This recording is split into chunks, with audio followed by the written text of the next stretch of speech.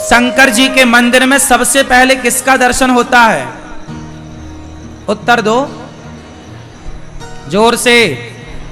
किसका? नंदी। नंदी किसका प्रतीक है? नंदी मतलब नंदी मतलब धर्म।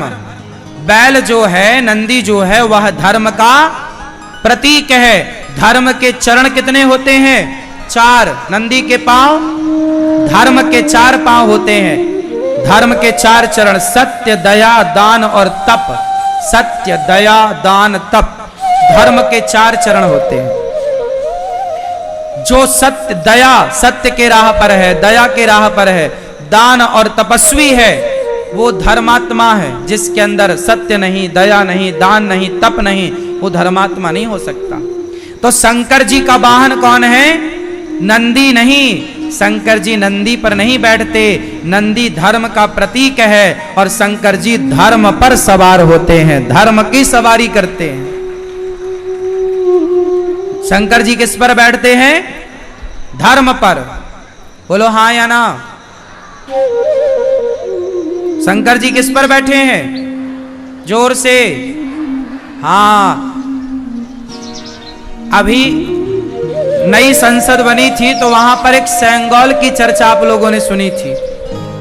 नई संसद भवन में मोदी जी ने एक सेंगोल को वहां स्थापित किया। सेंगोल समझते हैं ना? पुराने जमाने में सेंगोल एक राजा दूसरे राजा को दिया करता था, बड़े राजा को। उस सेंगोल को ध्यान से देखेंगे, उसके ऊपर नंदी बना था। हाँ या ना? ये देखो, ये सेंगोल है टीवी पर। इस पर क्या बना है? जोर से। नंदी किसका प्रतीक है? नंदी धर्म का प्रतिनिधि है। और जहां जहां नंदी दिखाई पड़े समझ लो कि शंकर जी का वाहन बैल नहीं है। शंकर जी बैल पर नहीं, धर्म पर चढ़ते हैं। शंकर जी धर्म पर सवार हैं। अच्छा, शंकर जी के सिर पर क्या है? जोर से। गंगा। क्या मतलब हुआ? शंकर जी के सिर पे गंगा होने का क्या मैसेज है? क्या सीखा आपने? शिव जी के जटा पर गंगा है, इससे क्या सीखा आपने? कुछ नहीं। मंदिर गए, बस पानी ढका के आ गए, कुछ नहीं सीखा। हम लोगों ने सीखना ही तो बंद कर दिया। हमें लगता पानी चढ़ाने से सब हो जाएगा। हो जाएगा तो हो जाता सब कुछ। समझ नहीं है तो अज्ञानवश आप चलते हैं। भेड़ चाल किसे कहते हैं? कुछ ज्ञान व्यान समझने की जरूरत ही नहीं। आपको तो लगा पानी चढ़ाओ, काम हो गया। तुम क्या चढ़ाओगे पानी? शिव जी पर तो गंगा ऑलरेडी चढ़ी है, तुम कितना चढ़ा दोगे? मैसेज क्या है वो तो आपको सीखना चाहिए। शिव जी की कृपा पाने के लिए ना क्या चाहिए? मैसेज दे रहे हैं शिव जी। शिव जी के सिर पर क्या है? क्या मैसेज है? गंगा ठंडी होती हैं और कहां बैठी हैं? सिर पर। शंकर जी कहते हैं सदा सिर भाग को, सदा दिमाग को ठंडा रखना चाहिए। कितनी भी विडंबना हो, कितनी भी परिस्थिति प्रतिकूल हो, पर दिमाग कैसा हो? जोर से। दिमाग कैसा हो? लेकिन आपका दिमाग कैसा होता है?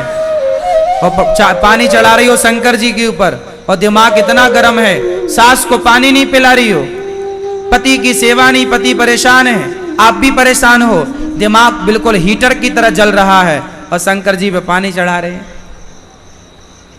भाई सीखो ना।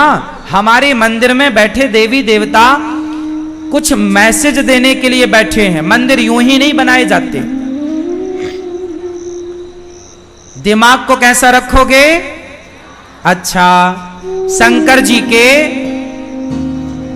गले में सांप क्यों है?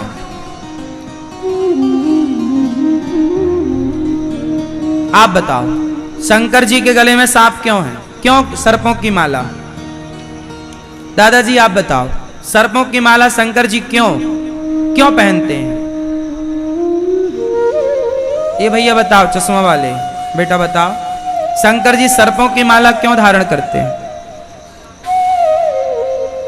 नहीं, मंदिर जाते हो, खूब देखते हो, मैसेज नहीं लिया, सीख नहीं ली। सर्पों की माला गले में इसलिए क्योंकि सांप जो है वो काल का प्रतीक है। शंकर जी, सांप किसका प्रतीक है? कहीं सांप दिख जाए तो समझ लो मृत्यु दिख गई। सांप मतलब काल, सांप मतलब काल। इसलिए शंकर जी का नाम है कालों के काल महाकाल। तो सांपों की माला इसलिए शंकर जी कहते हैं मेरे हृदय में राम बैठे हैं, और जिसके हृदय में राम हो वो काल को भी अपने गले में लटका करके घूमता है। काल से डरने की क्या जरूरत है? जिसे भगवान पे भरोसा है उसका काल क्या बिगाड़ेगा? तो काल का प्रतीक सांप है, शंकर जी सर्प को गले में लटकाए। अच्छा, शंकर जी को भभूति चढ़ती है चिता भस्म, हाँ या ना? शंकर जी पर चिता भस्म क्यों चढ़ती है? मैया बताओगी मेरी माँ? बताओ, शंकर जी पर चिता भस्म क्यों चढ़ती है? बताओ, खड़ी होके बताओगी? चलो बताओ। नहीं बताओगी तो बैठ जाओ। शंकर जी पर चिता भस्म चढ़ती है। आप लोग भी भस्म आरती देखते होंगे, सुनते होंगे। क्यों चढ़ती है भाई साहब ये भस्म? समाज को मैसेज दे रहे हैं शंकर जी, ऐ दुनिया वालों, कितना भी तुम घमंड कर लो, कितनी भी दौलत जोड़ लो, लेकिन एक दिन ऐसी राख बन जाओगे। ये राख देख रहे हो, भस्म, क्या बन जाओगे? तुम्हारी ही राख तुम्हें इसलिए दिखाई जाती है, भस्म की आरती इसलिए होती है। दुनिया देख लो, एक दिन ऐसे राख बन जाओगे। घमंड किस बात का है? तुम्हारे अभिमान को समाप्त करने के लिए शिव जी भस्म चढ़ाते हैं, भस्म स्वीकार करते हैं। समाज को मैसेज दे रहे हैं कि तुम मुट्ठी भर राख आज नहीं तो कल, कल नहीं परसों बनोगे। क्यों जी, आप में से कितने लोग एक दिन राख बन जाएंगे? बनोगे? शंकर जी क्या सिखा रहे हैं? घमंड ना करना, अच्छे से रहना। राज राजे रहे ना वो रानी रही, ना बुढ़ापा रहा ना जवानी रही, वस्तु हर एक आनी व जानी रही, अंत में लखपति को ना धेला जुड़ा, हंस जब भी उड़ा तो अकेला उड़ा। घमंड किसका? रावण जैसों का घमंड नहीं चला सब। शंकर जी भस्म रमाते हैं ताकि आपको कभी अभिमान ना आए। लेकिन आज जरा जरा बात में आप शिव जी को जल रोज चढ़ाते हो। तुम्हारे घर पे शंकर जी हैं और तुम अभिमान करते हो। शंकर जी तुम्हारे घर पे हैं और तुम अभिमान कर रहे हो, तो पूजा का मतलब क्या हुआ?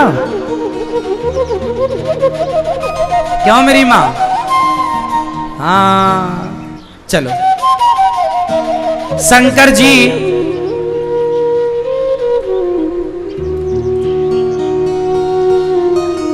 हमेशा जहां जाते हैं ना, नंदी पर सवार होकर जाते हैं। मतलब जहां जाते हैं धर्म पर आरूढ़ होकर जाते। धर्म पर जहां जाओ धर्म के साथ, जहां जाते हैं शंकर जी नंदी के साथ जाते। जहां जाओ धर्म के साथ जाओ, धर्म को छोड़कर मत जाओ। अब शंकर जी के पुत्र पर चलते हैं, गणेश जी। बताओ, गणेश जी का पेट बड़ा क्यों है? ये चश्मा वाली मैया बताएं, गणेश जी का पेट बड़ा क्यों? गणेश जी का पेट बड़ा इसलिए है, गणेश जी मैसेज दे रहे हैं समाज की, परिवार की दो चार बातों को पचाना सीखो। अपने पेट में ही रखा करो बातों को जो तुम उगल देते हो। अच्छा, गणेश जी के कान छोटे छोटे हैं कि बड़े बड़े? कान कैसे हो? बड़े बड़े, मतलब ज्यादा सुनने की आदत हो। अच्छा, गणेश जी का वाहन क्या है? अच्छा, गणेश जी का वजन कितना होगा लगभग? 80-90 किलो के होंगे, हाँ? और चूहा बेचारा जरा सा होता है। अब आप प्रश्न कर सकते हैं कि